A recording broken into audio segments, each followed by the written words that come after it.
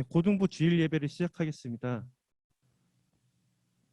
사도신경으로 우리 신앙을 고백하며 함께 나아가겠습니다. 나는 전능하신 아버지 하나님, 천지의 창조주를 믿습니다. 나는 그의 유일하신 아들, 우리 주 예수 그리스도를 믿습니다. 그는 성령으로 잉태되어 동정녀와 마리에게서 나시고 본디오 빌라도에게 고난을 받아 십자가에 못 박혀 죽으시고 장사된 지 사흘 만에 죽은 자 가운데서 다시 살아나셨으며 하늘에 오르시어 전능하신 아버지 하나님 우편에 앉아 계시다가 거기로부터 살아있는 자와 죽은 자를 심판으로 오십니다. 나는 성령을 믿으며 거룩한 공교회와 성도의 교제와 죄를 용서받는 것과 몸의 부활과 영생을 믿습니다. 아멘.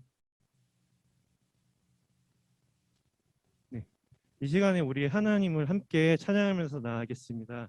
네, 우리 주님 찬양합시다.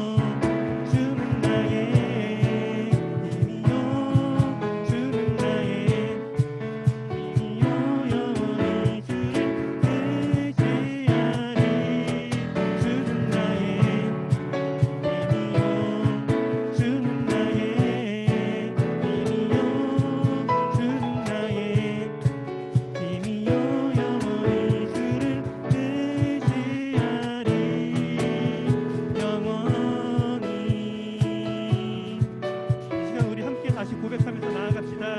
하늘 위에 주님밖에, 하늘 위에 주님밖에 내가 사모할 자 이 세상에 없네.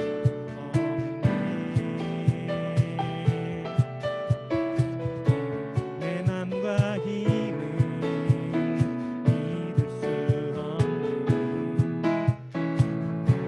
오직 한 가지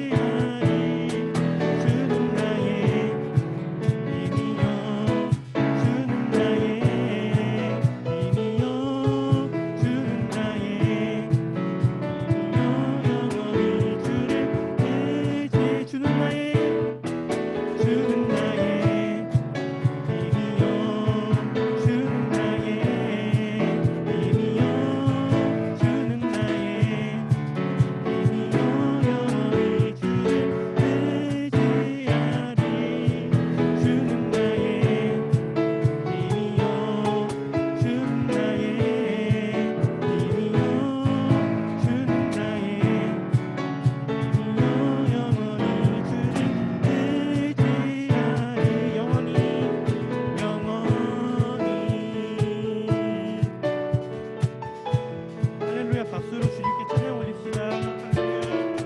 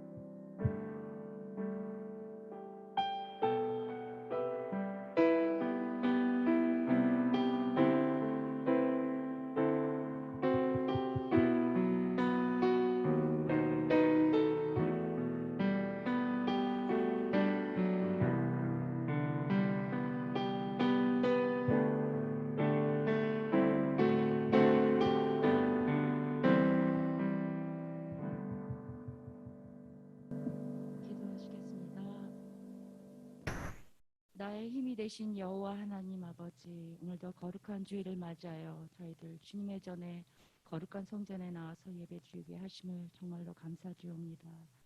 일주일 동안도 주님의 사랑과 은혜 없이는 살아갈 수 없음을 저희들 깨닫고 또한 깨닫습니다. 하나님의 은혜 넘치는 그런 삶이 되게 하여 주시오며, 저희들이 또한 주님께서 내려주신 명령이 아닌 저희가 인간으로서 죄 지은 것들이 너무나도 많습니다. 이 시간 예배를 통해서 저희들 회개하게 하여 주시오며, 잘못된 모든 것을 주님께 아뢰오며 신실한 사람으로 살아갈 수 있도록 도와주시옵소서. 주님께서 주신 빛과 소금의 역할을 잘 감당해야 되는데 저희들 세상에서 그렇지 못하고 그런 생활을 했습니다. 저희 그 또한 하나님께서 용서해 주시었고, 그리스도의 향기를 낼 수 있는 그런 빛과 소금의 생활이 될 수 있도록 주님 도와주시옵소서. 아버지, 저희들은 너무나도 연약하고 믿음이 없고 예배와 찬양을 통해서 저희들의 모든 염려, 근심, 걱정들이 사라지게 하여 주시옵소서. 우리를 의의 길로 인도하여 주셔서 푸른 초장과 실만한 물가로 저희들을 늘 인도하여 주시옵소서. 이 예배가 주님을 만나는 시간이 되게 하시오며, 더욱더 영이 치료되고 회복될 수 있도록 도와주시옵소서. 아버지, 우리 학생들을 특별히 사랑하시는 주님이시여, 우리 학생들이 지금 학교를 제대로 가지 못하고 학원도 제대로 가지 못하고 그런 상황 속에서도 저희들 남들보다도, 믿지 않는 사람보다도 더 열심으로 자기의 본분을 잘 감당할 수 있게 하여 주시옵소서. 조금 더 눕고 싶고 자고 싶고 게으르고 나태해지고 싶은 마음 없게 하여 주시오며, 이 하루하루 시간들이 얼마나 소중하고 이 젊은 날에 더욱더 나의 발전을 위해서 모든 것을 열정을 쏟아서 계획하며 그 모든 것을 실천할 수 있도록 도와주시옵소서. 저희들은 그 모든 것을 잘 모릅니다. 그러나 이 모든 것이 청소년 때의 중요한 시기임을 잘 깨닫게 하여 주시옵소서. 주님께서 주신 지혜로 저희들 학업과 그 모든 것을 잘 성취해 나갈 수 있도록 도와주시옵소서. 그런 어려운 가운데서도 주님, 이전을 찾아서 온라인으로 예배를 드리게 하여 주신 은혜 너무나도 감사드리옵니다.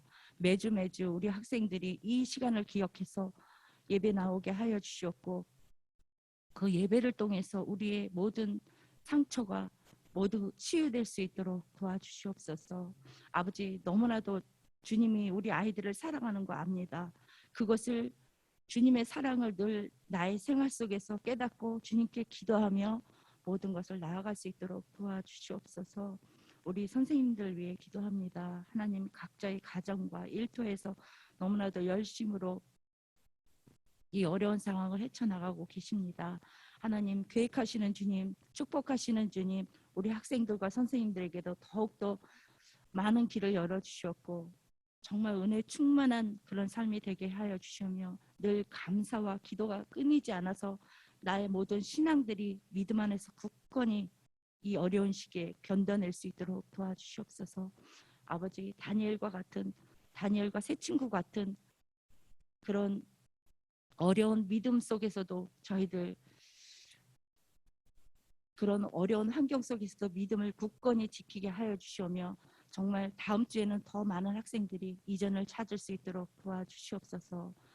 아버지, 또한 오늘도 하나님의 말씀을 들고 나오실 전도사님, 하나님 말씀으로 저희들 어려운 것을 잘 극복하게 하여 주시옵소서. 성령님께서 함께해 주심을 다시 한번 믿고 깨닫겠습니다. 주님, 또한 일주일 동안도 더욱 승리하며 건강하게 코로나로부터 저희들 늘 지켜주시옵고 더욱더 안전하게 평안하게 살아나가길 기도합니다. 주님께 모든 것을 더 감사드리오며 예수님의 이름으로 기도드립니다. 아멘.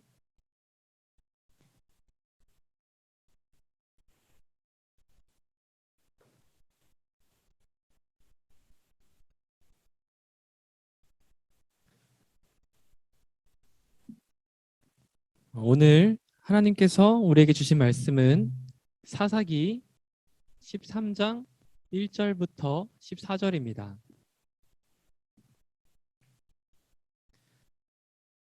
사사기 13장 1절부터 14절 말씀입니다. 이제 말씀을 봉독하겠습니다. 하나님의 말씀을 경청하십시오. 이스라엘 자손이 다시 여호와의 목전에 악을 행하였으므로 여호와께서 그들을 40년 동안 블레셋 사람의 손에 넘겨주시니라. 소라 땅에 단 지파의 가족 중에 마노아라는 이름하는 자가 있더라. 그의 아내가 임신하지 못함으로 출산하지 못하더니 여호와의 사자가 그 여인에게 나타나서 그에게 이르시되 보라, 내가 본래 임신하지 못함으로 출산하지 못하였으나 이제 임신하여 아들을 낳으리니 그러므로 너는 삼가 포도주와 독주를 마시지 말며 어떤 부정한 것도 먹지 말지니라. 보라, 내가 임신하여 아들을 낳으리니 그의 머리 위에 삭도를 대지 말라. 이 아이는 태에서 나옴으로부터 하나님께 바쳐진 나실인이 됨이라. 그가 블레셋 사람의 손에서 이스라엘을 구원하기 시작하리라 하시니 이에 그 여인이 가서 그의 남편에게 말하여 이르되 하나님의 사람이 내게 오셨는데 그의 모습이 하나님의 사자의 용모 같아서 심히 두려움으로 어디서부터 왔는지를 내가 묻지 못하였고 그도 자기 이름을 내게 이르지 아니하였으며 그가 내게 이르기를 보라, 내가 임신하여 아들을 낳으리니 이제 포도주와 독주를 마시지 말며 어떤 부정한 것도 먹지 말라. 이 아이는 태에서부터 그가 죽는 날까지 하나님께 바쳐진 나실인이 됨이라 하더이다 하니라. 마노아가 여호와께 기도하여 이르되 주여 구하옵나니 주께서 보내셨던 하나님의 사람을 우리에게 다시 오게 하사 우리가 그 낳을 아이에게 어떻게 행할지를 우리에게 가르치소서 하니 하나님이 마노아의 목소리를 들으시니라. 여인이 밭에 있을 때에 하나님의 사자가 다시 그에게 임하였으나 그의 남편 마노아는 함께 있지 아니한지라. 여인이 급히 달려가서 그의 남편에게 알리어 이르되 보소서, 전일에 내게 오셨던 그 사람이 내게 나타났나이다 하매 마노아가 일어나 아내를 따라가서 그 사람에게 이르러 그에게 묻되 당신이 이 여인에게 말씀하신 그 사람이니까 하니 이르되 내가 그로다 하니라. 마노아가 이르되 이제 당신의 말씀대로 되기 원하나이다. 이 아이를 어떻게 기르며 우리가 그에게 어떻게 행하리이까? 여호와의 사자가 마노아에게 이르되 내가 여인에게 말한 것들을 그가 다 삼가서 포도나무의 소산을 먹지 말며 포도주와 독주를 마시지 말며 어떤 부정한 것도 먹지 말고 내가 그에게 명령한 것은 다 지킬 것이니라 하니라. 아멘. 말씀이 길었습니다. 할렐루야. 오늘도 우리 인사로 시작합시다. 여러분 샬롬. 샬롬. 샬롬. 모두 평안하길 원합니다. 하나님의 평안이 여러분과 함께하길 원합니다. 여러분들은 혹시 출생의 비하인드 스토리가 있습니까? 우리는 탄생설화라는 이야기들을 많이 접하죠. 뭐 신라를 세운 박혁거새는 알에서 나왔다라는 이야기나 또 요즘에도 수업 시간에 우투리, 아기장수 우투리 배우나요? 우투리 우리나라 설화인데 이 비범한 탄생 설화를 갖고 있죠. 탯줄이 안 끊어져서 갈대를 쳤더니 탯줄이 끊어졌다. 그리고 이 우투리는 겨드랑이 밑에 날개가 달려 있어서 당시 폭정을 부리던 임금과 맞서 싸우다가 안타까운 결말을 맞이했던 그런 이야기. 요즘에도 배우나 잘 모르겠네요.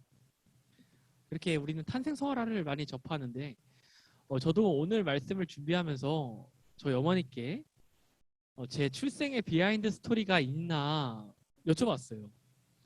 어떨 것 같나요? 제 탄생에는 비하인드 스토리가 있을 것 같나요?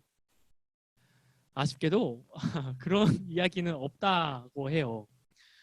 제가 둘째고 제 형이 한 명 있는데 어머니 얘기를 들어보니까 제가 나올 때가 되니까 배가 아파서 병원에 갔고 첫째를 낳을 때보다 훨씬 빨리 나와서 편했고 별로 아프지 않길래 하루 만에 퇴원을 했다. 이런 말씀을 하시더라고요. 저도 막 태어났을 때 영웅 호걸들처럼 막 천지가 진동하고 태어나자마자 스스로 제 탯줄을 제가 막 끊고 하진 않았을까 하는 막연한 기대를 어릴 적엔 갖고 있었는데 이제 와서 생각해 보니까 제 형보다 저를 낳을 때 저희 어머니가 조금 덜 고생했다는 걸 아니까 그게 좀 더 아름다운 이야기지 않나 싶더라고요. 여러분들에게 이런 탄생의 비하인드 스토리가 있다면 무엇인가요? 그리고 그런 스토리가 있다면 나중에 저와 얼굴을 맞이하게 됐을 때 저에게 꼭 그 이야기를 나눠주시길 바랍니다. 네, 오늘 우리가 만날 인물은 누군가요? 본문에는 이름이 등장하지 않죠. 본문에는 이름이 등장하진 않지만 오늘의 이야기는 삼손의 탄생 스토리입니다. 우리가 지난주에 사사 입다를 살펴봤는데 입다 이후에 입산, 엘론, 압돈 이런 세 사람이 사사로 치리했어요. 그 다음에 이 사사들이 모두 죽고 오늘에 다다릅니다. 삼손이 탄생하는 이 이야기에 다다르는데 오늘 본문의 1절은 이렇게 시작하죠. 이스라엘 자손이 다시 여호와의 목전에 악을 행하였으므로 여호와께서 그들을 40년 동안 블레셋 사람의 손에 넘겨주시니라. 아멘. 뭘 행했다고요? 또 악을 행했답니다. 사사기에 등장하는 사사가 총 12명이고 오늘 시작하는 삼손의 이야기로 이 사사기가 마지막인데 사사의 이야기가 마지막인데 역시 이스라엘은 변하지 않고 악을 행합니다. 이 악을 행하는 행위는 어떤 행위였을까요? 우리가 반사적으로 이제는 알고 있죠. 바알과 아세라를 섬겼겠구나. 또 그랬겠구나. 네, 우린 반사적으로 알 수 있습니다. 이스라엘이 하나님 앞에 죄를 행하고 하나님은 이스라엘을 다른 민족의 손에 넘기시면 이제 이스라엘은 또 어떤 행동을 할까요? 네, 맞습니다. 하나님께 회개하고 간구하겠죠. 하나님 제발 우리가 잘못했어요. 하겠죠. 그러면 또 하나님께서는 이 신실하신 하나님께서는 마지 못하신 건지 이스라엘을 위해 구원자를 또 보내십니다. 그런데 오늘의 이야기, 오늘 이 삼손의 이야기는 가히 사사기의 마지막을 장식할 만큼 그 스케일이 좀 더 방대해요. 지금까지 사사들은 하나님께서 부르시는 내용이 없거나 그 사사 본인을 직접 부르시는데 예를 들어서 사사기 초반에는 여호와께서 한 구원자 뭐 온니엘을 세웠다 또는 뭐 드보라를 세웠다 이런 식으로 말하고 세부적인 스토리는 기록이 되어 있지 않죠. 그리고 뭐 기드온이나 입다 같은 경우는 사사로 부름받기 이전의 스토리 그리고 사사를 부름받는 스토리가 간략하게 나오긴 합니다. 그런데 오늘 이 삼손은 출생에서부터 이야기를 기록하고 있어요. 기드온, 입다, 삼손 이 셋만 보더라도 조금은 특별한 느낌이죠. 사사기의 클라이막스라고 할 수 있는 삼손은 이제 탄생에서부터 이야기를 시작하는데 그 이야기를 요약하자면 이렇습니다. 이스라엘의 단 지파라는 지파가 있어요. 이 지파에 소라라는 땅이 있습니다. 이 땅에 마노아라는 사람이 살았는데요. 그가 그의 아내와 살았을 때 임신을 못했어요. 아이를 갖지 못했어요. 그때 여호와의 사자가 마노아의 아내에게 임합니다. 사자가 이르기를 너희가 지금까지는 아이를 갖지 못했지만 이제 아이를 가질 거야. 근데 그 아이는 하나님께 바쳐진 나실인이야. 그러니까 너희는 나실인으로서 그 규정들을 지켜야 해. 그리고 그 나실인 아이는 이스라엘을 블레셋으로부터 구할 거야. 이 사실을 마노아의 아내에게만 알려주니까 마노아의 아내는 마노아에게 이 사실을 말합니다. 이렇게 말했어. 이 사실을 믿을 수 없었던 마노아는 하나님께 간구하죠. 하나님, 저도 하나님 그 아이를 어떻게 길러야 할지 알려주세요. 그 사자를 한 번 더 보내주세요. 말을 합니다. 그리고 하나님은 그 하나님의 사자를 다시 보내셔서 그들 부부에게 이 아이에 대해서 이야기를 해주죠. 삼손이 태어나기 전부터 뭐라고 지명되었습니까? 나실인. 삼손은 나실인으로 지명받았습니다. 나실인이 무엇이냐면요. 쉽게 정리를 하자면 하나님의 부르심을 받아서 평생 하나님과 특별한 관계를 유지하며 살았던 사람들, 그들을 나실인이라 그래요. 그래서 이 나실인에 대한 규정은 하나님께서 모세에게 말씀해 주셨는데 민수기 4장에 나옵니다. 민수기 6장이군요. 민수기 6장에 나옵니다. 민수기 6장을 읽어보면 여호와께서 모세에게 말씀하여 이르시되 이스라엘 자손에게 전하여 그들에게 이르라 남자나 여자가 특별한 서원 곧 나실인 서원을 하고 자기 몸을 구별하여 여호와께 드리려고 하면서 나실인 규정은 포도주와 독주를 먹지 말고 머리에 칼을 대지 말고 그러니까 머리를 자르지 말고 시체를 가까이 하지 마라 이렇게 명령하죠. 나실인의 이 나실의 히브리어의 뜻은 구별됐다 이런 뜻입니다. 이들은 아까 나실인이 하나님께 자신을 들여서 하나님과 특별한 관계를 맺으며 살아가는 사람들이라고 했는데요. 이 당시에 그 특별한 관계를 맺는다는 증거가 포도주를 마시지 않고 머리에 칼을 대지 않고 시체를 가까이 하지 않는 것이었습니다.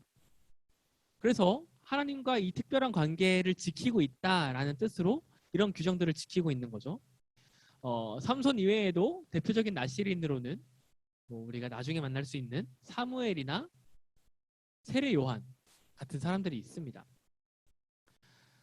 보통 이러한 서원은 본인이 좀 해야 되는 것 같아요. 이러한 규정은 본인 스스로 하나님, 제가 하나님의 이끄심대로 하나님의 그 놀라우신 섭리대로 살기 원합니다. 하나님 내 삶을 하나님께 바치고 싶습니다. 하면서 전 나실인으로 하나님께 드리길 원합니다. 하면서 규정을 지키는 그런 관습이었는데요. 그런데 성경에 나와 있는 대표적인 나실인들, 특히 오늘의 삼손은 본인이 이렇게 나실인 규정을 한 적이 없는 사람입니다. 나실인으로 살아간다는 게 지금으로 따지면 하나님의 사람으로 산다는 결심, 이 결심으로 살아간다는 건데요. 이런 나실인의 예시가 요즘에는 누구에 해당할까를 생각해 보면 우리는 쉽게 목사님들이나 저 같은 전도사들을 떠올리기 쉽습니다. 그죠? 하지만 이 나실인은 세상과 구별되어서 하나님의 사람으로 살아가겠다 하는 다짐이라고 했죠. 그런 결심이라고 했죠. 그리고 하나님과 그런 관계를 유지해 나가는 것이라고 했죠. 그렇기 때문에 이런 나실인으로서 살아가는 것, 세상과 구별되어 살아가는 것은 굳이 목회자에 국한되는 게 아닙니다. 그리스도인들은 우리들은 하나님의 자녀이기 때문에 우리는 구별된 사람으로 살아가겠다, 나실인으로 살아가겠다 결단해야 되죠. 하나님을 믿는 모든 사람들은 나는 구별된 사람입니다 라는 결단을 가슴에 안고 살아가야 할 것입니다. 그런데 삼손은 우리가 결단할 수 있죠. 여러분, 우리가 나실인으로서 하나님께 우리의 삶을 드립시다 할 수 있는데 삼손은 자신의 그런 신앙적 경험, 마음, 어떤 결단 이런 것과 상관없이 부모님의 바람도 아니에요. 부모님의 바람에도 상관없이 태어날 때부터 하나님께서 넌 나실인이야 하고 지명하셨습니다. 만약에 여러분들이 태어나서부터 나실인으로 지명받았다면 여러분들의 마음은 어떨까요? 그와 비슷하게 삼손의 마음은 어떻겠습니까?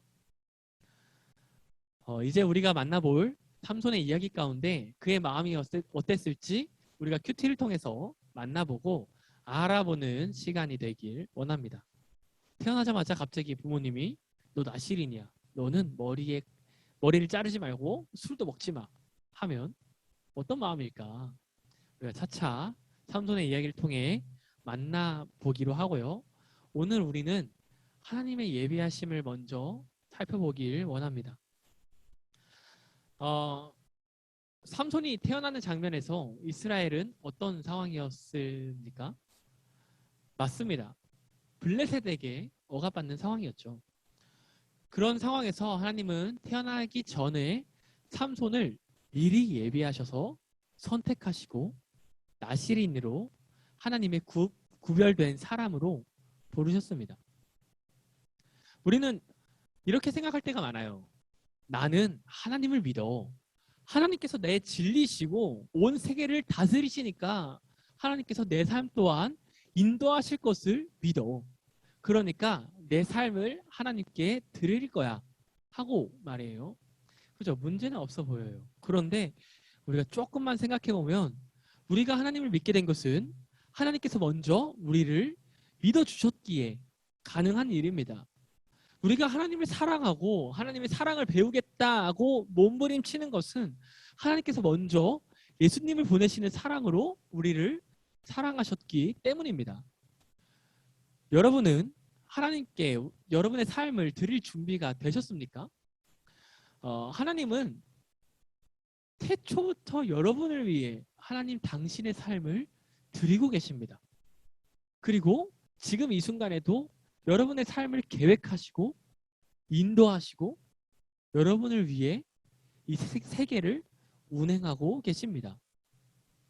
내가 지금 내 시선으로 바라보는 나의 생각과 나의 계획이 아니라 하나님께 내 삶을 드린다면 천지를 지으시고 운행하시는 하나님께서 우리 삶을 책임지시고 우리를 하나님의 도구로 사용하실 겁니다. 사도 요한은 자신이 적은 편지에서 이렇게 말하고 있죠. 요한일서 4장입니다. 제가 읽겠습니다. 우리가 사랑함은 그가 먼저 우리를 사랑하셨습니다. 아멘. 우리가 이 말씀을 기억했으면 좋겠어요. 하나님은 우리를 모두 세상에서 구별된 사람으로 나실인으로 하나님의 사람으로 살아가길 원하십니다.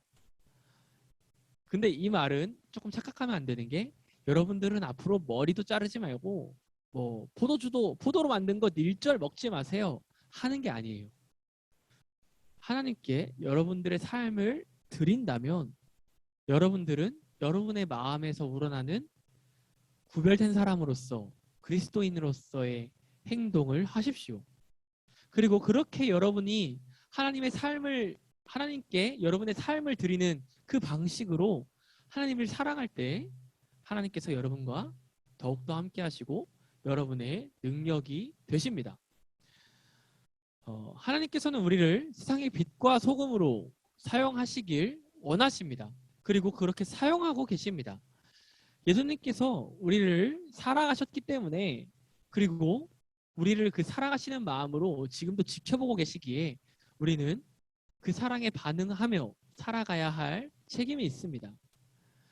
우리는 나약해 보이지만 우리의 삶을 주께 맡길 때 성령님의 놀라운 능력이 우리의 삶 가운데 임하실 것을 고백합니다. 우리가 하나님의 구별된 사람으로서 그리스도인으로서 살아가길 원합니다. 살아계신 하나님의 말씀입니다. 기도하겠습니다. 사랑의 주님, 태초부터 지금까지 그리고 영원까지 우리를 위하여 이 세계를 위하여 우리를 사랑하셔서 이 세계를 너무나도 사랑하셔서 늘 항상 함께 하시는 주님 감사합니다. 하나님, 우리가 우리의 시선으로 바라보는 것들이 너무 많습니다. 내가 하나님을 사랑해야지. 내가 하나님을 믿어야지. 내가 하나님께 무릎 꿇어야지. 이렇게 생각하는 모든 이유는 하나님이 먼저 우리를 사랑하셨기 때문에 하나님이 먼저 우리를 믿어주셨기 때문에 하나님이 먼저 이 세상 가운데 우리를 선택하셨기 때문임을 고백합니다.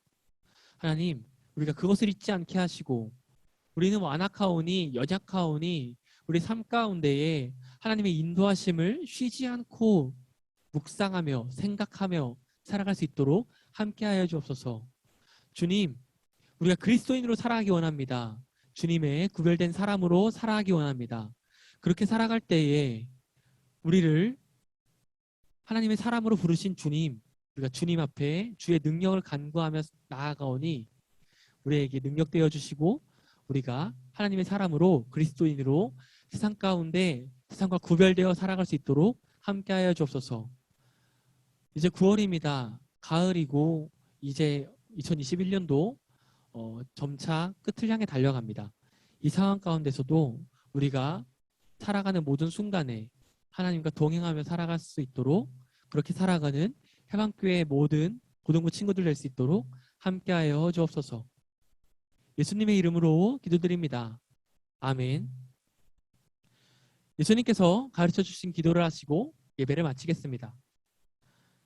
하늘에 계신 우리 아버지, 아버지의 이름을 거룩하게 하시며 아버지의 나라가 오게 하시며 아버지의 뜻이 하늘에서와 같이 땅에서도 이루어지게 하소서. 오늘 우리에게 일용할 양식을 주시고 우리가 우리에게 잘못한 사람을 용서하여 준 것 같이 우리 죄를 용서하여 주시고 우리를 시험에 빠지지 않게 하시고 악에서 구하소서. 나라와 권능과 영광이 영원히 아버지의 것입니다. 아멘.